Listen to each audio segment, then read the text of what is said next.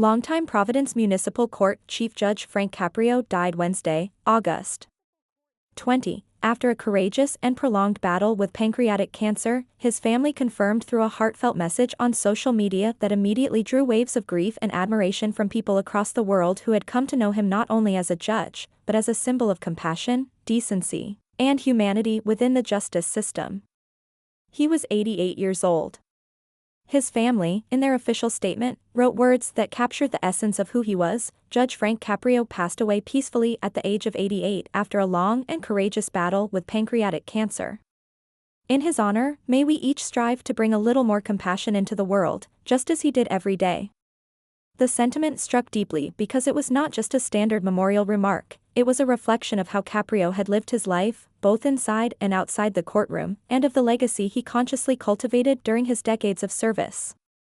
For those who had ever seen him preside over a case, his brand of justice was infused with understanding, humor, and a desire to see the human being behind the mistake, not just the infraction itself. Judge Caprio, who became a global figure through his role on the beloved television series Caught in Providence, embodied a rare balance between the authority of the bench and the empathy of a community elder.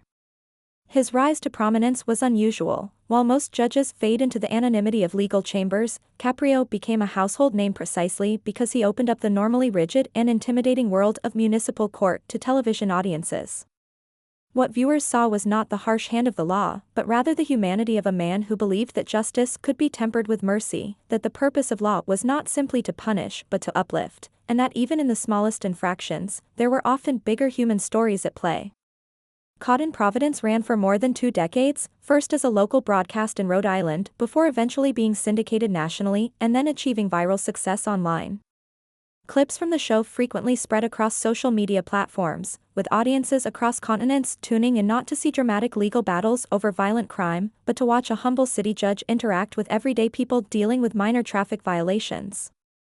It may not have seemed like groundbreaking television on the surface, yet the combination of Caprio's wit, warmth, and sincerity turned it into something far greater.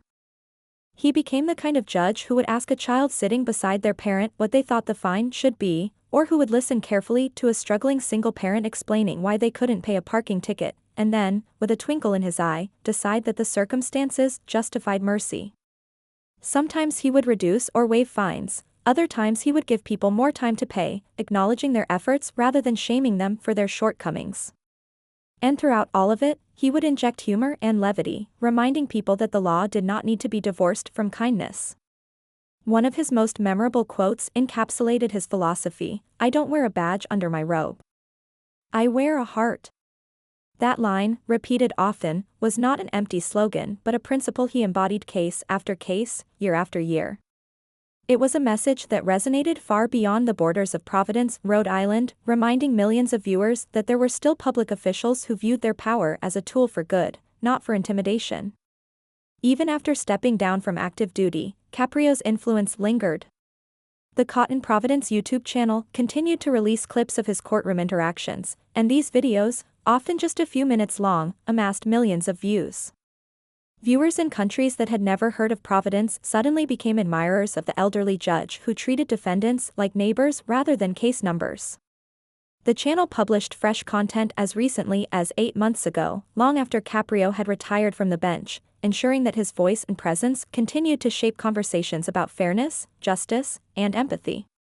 In February, just months before his passing, Caprio released a memoir titled Compassion in the Court: Life-Changing Stories from America's Nicest Judge. The title itself reflected how he had become known, not as a stern enforcer of the law, but as America's Nicest Judge, a moniker that he both welcomed and lived up to. The book gathered stories from his decades on the bench, offering behind-the-scenes reflections on the cases that had touched him most deeply and the lessons he hoped others would carry forward. It was both an autobiography and a call to action, urging people to remember that compassion was not weakness, but rather strength, a belief that had guided him even in the toughest moments. His health struggles came into public view in December 2023, when Caprio announced that he had been diagnosed with pancreatic cancer, a disease notorious for its aggressiveness and low survival rates. In making his diagnosis public, Caprio once again showed his trademark transparency and courage. He credited his wonderful team of doctors in both Boston and Providence for their care and efforts, while acknowledging the uphill battle he was facing against what he described as an insidious form of cancer. For his many admirers, the announcement was heartbreaking, but his willingness to speak openly about his illness further deepened the bond between him and the public. He explained that it was after his 87th birthday that he began to feel unwell, prompting him to seek medical attention that eventually led to the diagnosis. In the months that followed, Caprio continued to show resilience. Friends, family, and supporters from around the world sent him messages of encouragement, prayers, and gratitude. His social media platforms became flooded with stories from strangers who felt compelled to share how watching him had changed their outlook on justice, or even on life itself. Some wrote about times when they had been inspired to show more patience to others after watching him handle a case. Others admitted that his kindness had made them cry, because it reminded them of their own fathers, grandfathers, or mentors who embodied similar values. Caprio may have been a judge in one small American city, but through television and the internet, he had become a moral touchstone for millions. The grief that poured out after his death was not confined to legal professionals or Rhode Islanders who had appeared in his courtroom, it was global. People in Europe, Asia, South America, and beyond posted condolences. Media outlets highlighted his unique contribution to how the world perceives justice. His passing was not only the loss of a public figure but the closing of a chapter in which one man's humility and decency had managed to cut through cynicism about institutions and authority. Judge Caprio's story is also inseparable from his roots. Born and raised in Providence, he never lost touch with his community. Unlike many public officials who move upward and outward, he remained committed to the people of his hometown. His Italian-American upbringing shaped him, instilling in him values of family, hard work, and fairness. These were not abstract principles, they were lived experiences that translated into the way he approached his role as a judge. To him, defendants were not faceless strangers but neighbors whose lives were often shaped by circumstances beyond their control. This perspective did not make him naive, rather, it grounded him in the reality that mercy and accountability could coexist. His career in law spanned decades, but it was his work on Caught in Providence that brought his philosophy into living rooms worldwide. In an era when television court shows often leaned toward dramatization and conflict, Caprio's show stood apart. It was not about making defendants look foolish or extracting entertainment from their struggles. Instead, it humanized both the people who came before him and the role of the judge. Watching him was akin to sitting with a wise grandfather who, while reminding you of responsibility, also reassured you that mistakes did not define your worth.